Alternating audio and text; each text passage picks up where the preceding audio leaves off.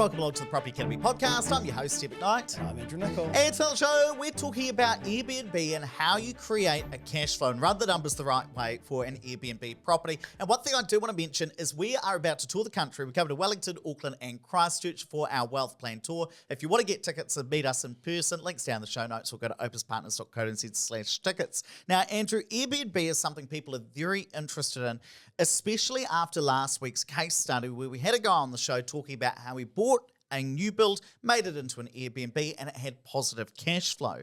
So I know investors over the last couple of weeks and months have come to you with different Airbnb cash flows produced by developers, property investment companies. What's been your opinion based on the cash flows you've seen? So I've seen quite a few varying quality cash flows, and look, again, every cash flow is based on assumptions, so it's everyone's best guess. But I saw one the other day. It was by Property Factory, and some of the expenses seem to be the kind of levels you'd use for a normal investment property rather than an Airbnb, because obviously you've got higher maintenance and potentially higher rates and higher insurance. So I thought it'd be good to go through and look at what we might use for a cash flow, so that if you are looking at setting up an Airbnb, you can run your own numbers as well, because any cash flow comes with a disclaimer: you should run your own numbers. Cool, let's run into it. So let's say that you're going to buy a standard 2-bedroom property in Addington, Christchurch, just the market I always talk about because we know it so well.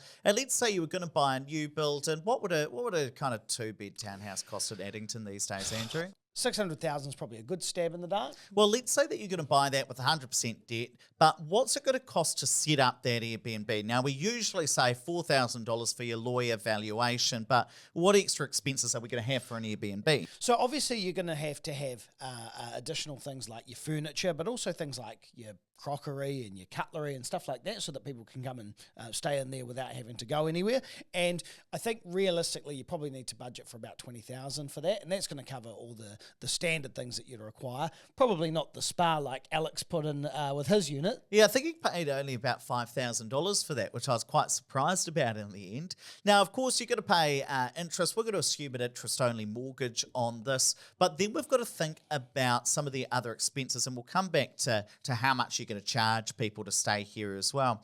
Now, we've said probably about 15% for property management plus GST. Does that sound about right to you, Andrew? Yeah, that's probably about the midpoint. I think I've heard some people charging, somewhere between 12 and 13, 14%, but also have heard people charging 20%. So I think people like Batch Care charge more like 20%.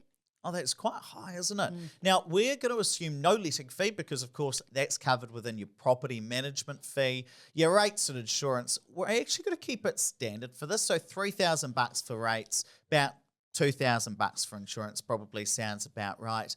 Bit of a residence association. Now, how much does maintenance cost on an Airbnb per year, do you reckon? So I think your standard you'd use is $500 if it's just a normal rented out property where you've collected a bond. But I think you need to probably make that $2,500 to allow for maybe a bit more wear and tear, but also probably replacing some things over time. So, if the furniture gets broken over time or gets worn out, you have to replace that as well. Well, I think the other thing is I've seen you in an Airbnb or equivalent, and your big glasses smashed. You would have had a few wines and then dropped one on the floor, something along those lines. You smashed a glass at the weekend's trip. I don't think I did. I don't remember that. You definitely did. You're pissed. I remember that. And then accounting will leave a stand about $1,350 plus GST. Now, I will say the rates of insurance will come back to, because technically many investors should be paying commercial rates of insurance, even though we know that's not usually the case.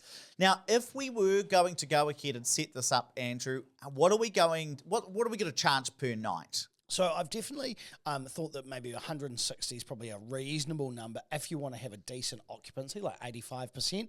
You probably could charge more, a couple of $100 for some of those busier nights, but you'd want to reduce that occupancy. So I think that using a cheaper daily rate is a smarter move and getting higher occupancy. Cool. So even with $160 a night, occupancy of 85%, once you include all of those costs, we're thinking it's probably going to be about 15 grand negative cash flow in the first year, but just under 300 odd bucks per week. But it becomes cash flow positive really, really quickly as interest rates drop. Within the first couple of years, we'd expect it to become positive cash flow. And I think a big question that people are going to ask is, how does that compare to if you were to just to rent out that property normally? Now, I have run the numbers based on same purchase price, lower setup costs because you're not going to furnish it, same kind of interest rate, lower property management fee, kind of the standard expenses, lower maintenance, all of that kind of stuff. And we think this property would probably be about $500 a week negative cash flow if you were to just rent it out as standard today. Now, that's pretty high. So your Airbnb is probably about $200 per week better off if you were to just buy at the time when interest rates are really high. Does that difference surprise you much, Andrew? Certainly, it is almost double the cost to top that up as a standard rental in the first couple of years. So it is pretty confronting. And I think the main difference is if you just look at the daily rate, if you think about the Airbnb, we've said $160 a night and you've got 85% occupancy.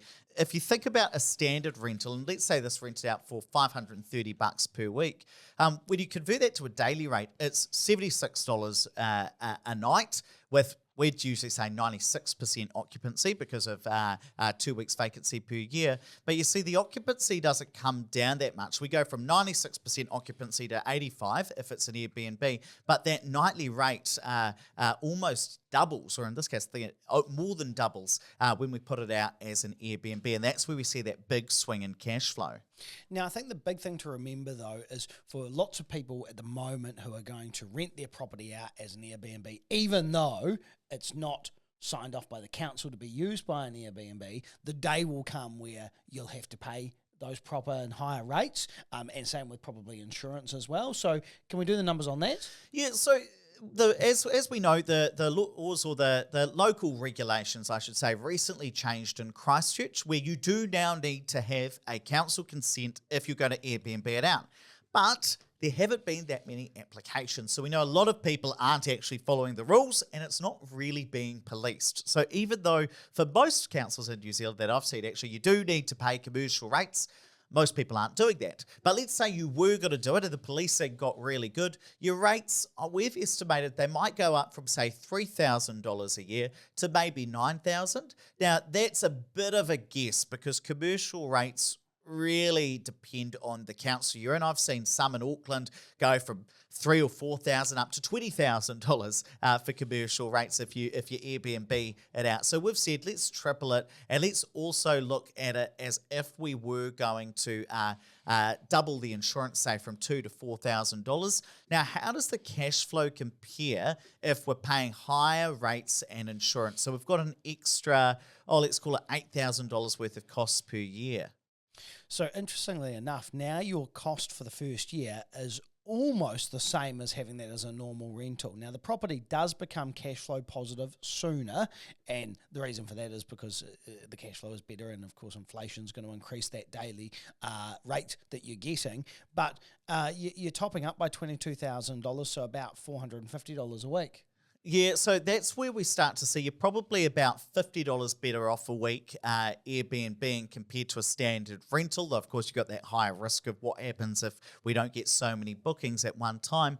But you are going to be about $150 worse off per week than that kind of standard if you're not paying the higher commercial rates, not paying the high commercial insurance. And that's where it gets interesting, because if you do go down the path of going, right, we're going to fly below the radar, you go and furnish out your property, you've spent $20,000 doing all that, and then a couple of years down the track you get pinged for it and you think, oh, this isn't financially sustainable anymore, or there's just a whole lot more Airbnbs on the market, because I can see a lot of people switching to Airbnb at the moment, and certainly a lot of developers and investment companies pushing Airbnb as a model because they want to combat these high interest rates, which I completely get. But if you've got more on the market, it brings the nightly rate down, it brings the occupancy down a little bit. All of a sudden you think, right, I might just rent my property out to a normal tenant again. but you've got a whole bunch of furniture that you've paid for and you're not going to get a return on.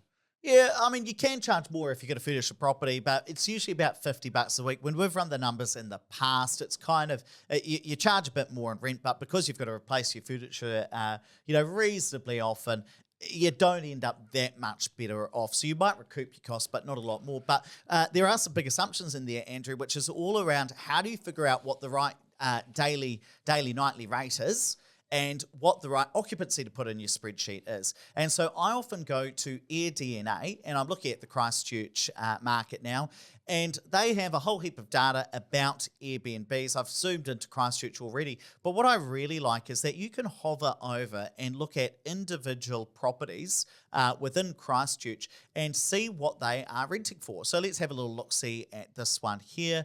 This is a 2-bedroom, 1-bath property. I think it's probably just been listed because the revenue looks quite low.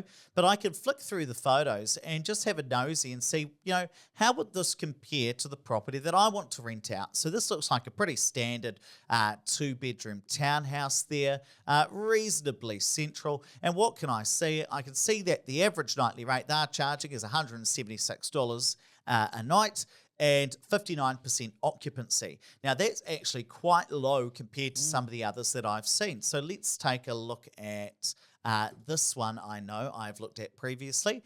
This is a 1-bedroom, 1-bathroom. They only let you book it out for 7 nights, but it's quite kooky, actually, this one. It's quite nice. Look, what did I say? Kooky. Yeah, kooky, quirky, same thing. Okay. Got a bit of... Don't know why they made 2 words for it then. Got a bit of... oh, I'm sorry, Andrew. I didn't realise you didn't know how the English language worked. But there are some interesting design features that people might be attracted to. Yes. Bit of an odd lino there, bit of some odd tiles. Now, they're 100% occupancy at $182 a night. So the way that I'd use this is I'd be looking around, trying to find similar properties and saying, well, what can I rent my one out for? And then I'd be looking at finding ones that are similar, looking at an occupancy and looking at the average nightly rate and taking a bit of a punt at what you could rent yours out for.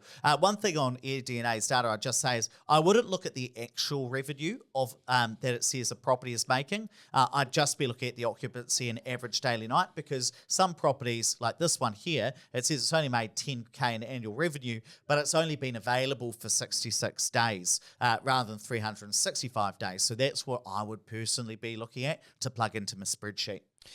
Interesting that all this data is available. I wonder whether or not the councils will start to use AirDNA to figure out if people are renting out their property. That's what I'd do. Well, I mean, if I was the council, I'd just be flicking through Airbnb on the app because, if you're on there... But you don't know how many days they've been used. Oh, that's true. So you could come on here. Now, one question that I've seen people ask us down in the comment sections in the past is, how accurate is AirDNA data? Okay, great. We've got all this data here. We can flick around, but it's not going to match up perfectly with Airbnb.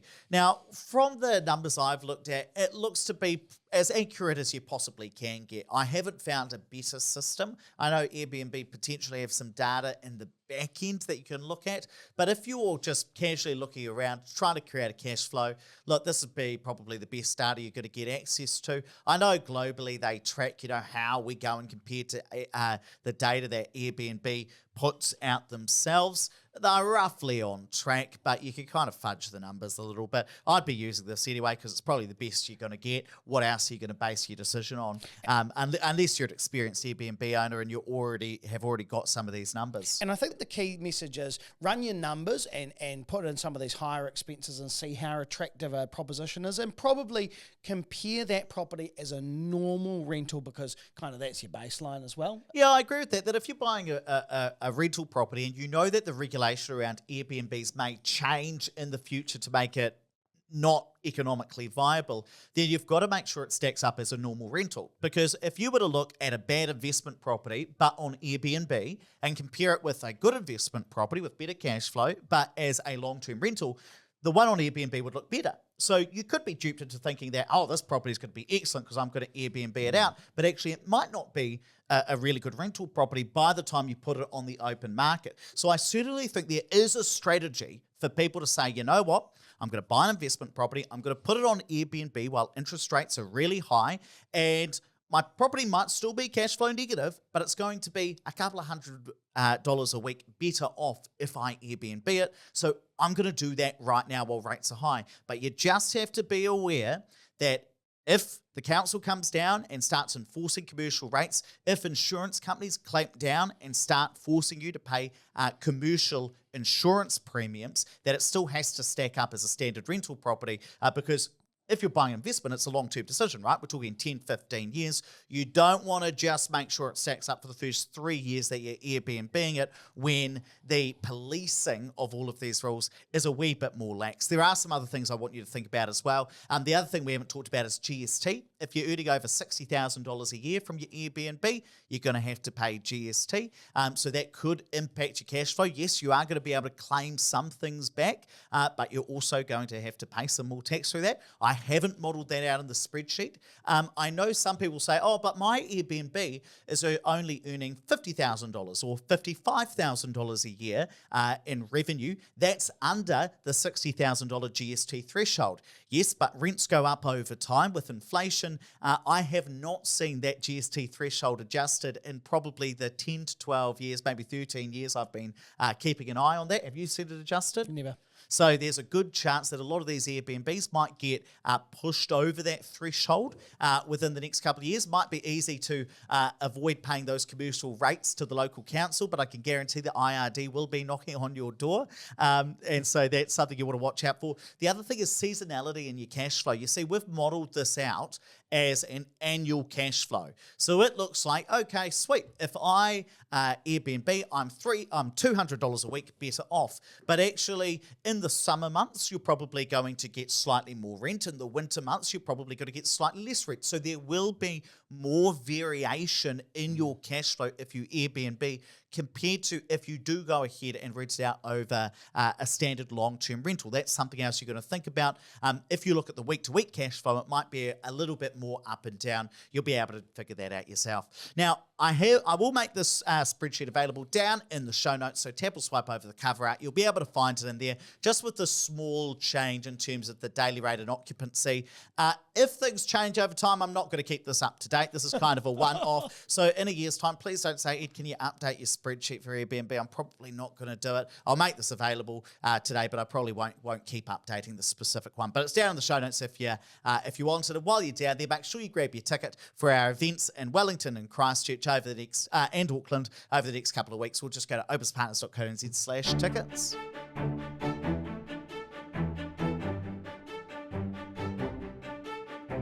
Thanks for listening to the Property Academy podcast. I'm your host, Stephen Knight. I'm Andrew Nicol. We're going to be back again tomorrow with even more daily strategies, tactics, and insights to help you get the most out of the New Zealand property market. Until next time.